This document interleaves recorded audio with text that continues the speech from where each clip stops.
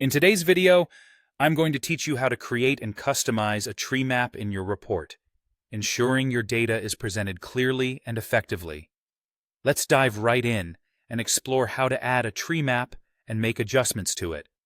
First, open your report in edit mode, and it's crucial to make sure that your data source is properly connected.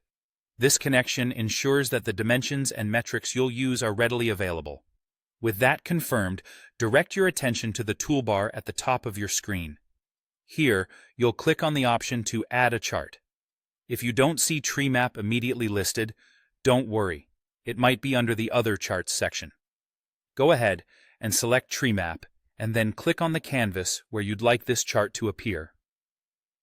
Next, we'll move to the Setup panel located on the right side of your screen. This is where we establish the core data settings for your tree map. Begin by setting your data source by selecting the appropriate option from the list. Continuing in this panel, focus on the Dimensions section. Here, you'll choose the category field that reflects the primary hierarchy layer of your data, such as a product category. Now, if your data includes a second level, like a subcategory, you'll want to add a second dimension. This addition will help capture the hierarchical relationship within your data. Now let's address the metric. This field ought to be a numeric value that influences the size of each rectangle within the tree map. It could be something like sales or cost. Additionally, if your dataset is time-based, consider setting a default date range to make your chart more contextually relevant. For enhanced interactivity, you might want to turn on the drill-down feature. This feature allows viewers to explore sublevels in your hierarchy more intuitively. Alternatively, adjust Levels to Show to control how much detail is immediately visible. With the basic setup covered, it's time to switch over to the Style panel, where you can infuse the chart with your personal touches. Start with the color settings.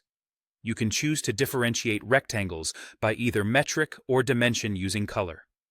Moreover, you can decide how many levels deep your hierarchy appears in the tree map, and can opt to display value labels for clearer insight.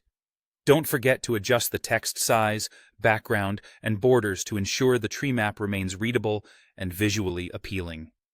Once you've finished these customizations, switch to the View mode to preview your work. This step allows you to see if the hierarchy, colors, and relative sizes appear as you've intended. If everything looks good, consider resizing or moving the chart within your layout for optimal fit and comprehension. And there you have it, a well-crafted tree map ready to enhance your report.